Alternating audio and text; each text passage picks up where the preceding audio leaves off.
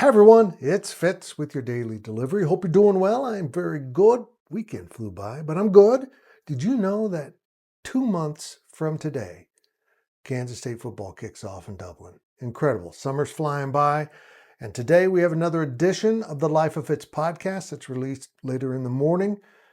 But today I want to go back and talk a little bit more, not necessarily about my interview with Matt Wells, but about that 2021 season that was so strange, particularly for him.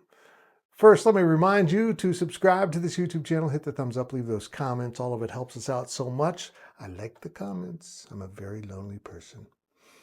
Matt Wells was in his third year at Texas Tech. The year before had been a pandemic. The year before that was his first year.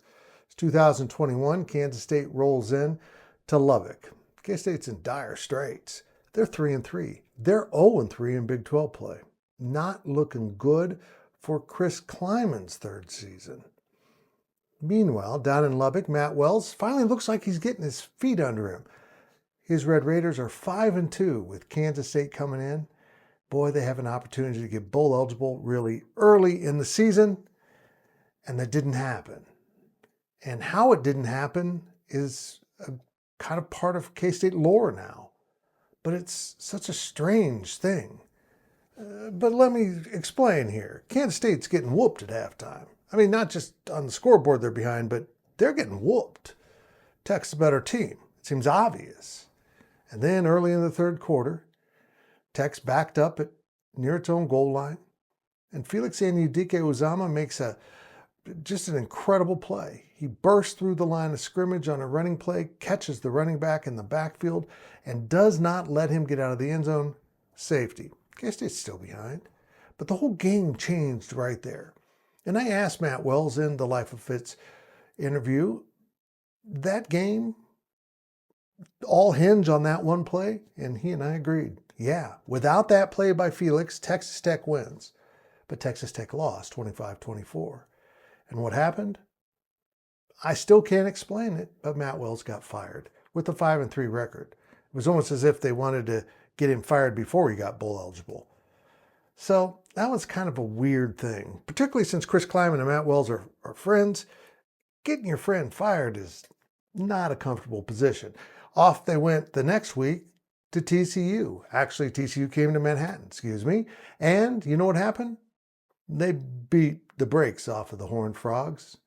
And after the game, Gary Patterson was fired. So I thought it'd be a fun exercise to go back and look in the 3 years that followed, did those programs benefit from the firing? Well, if you're TCU, it's yes. I mean, the next season they played for a national championship. But during that season, at the Big 12 championship, they lost to Kansas State. That game would prove to be pretty huge between the two programs. And I'll explain in a second. Since that season, and by the way, K-State finished that season with a win over LSU in the, Texas Bowl?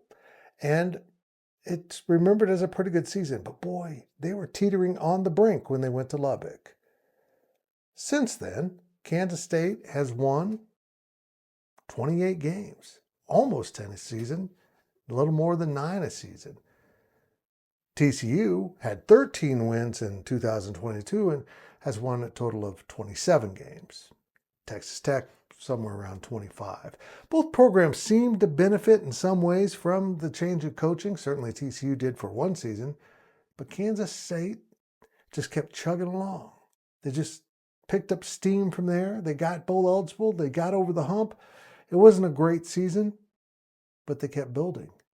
And you stop and wonder, if a guy like Matt Wells hadn't been fired, he was 5-3 after that game and plenty of opportunities to get bowl eligible.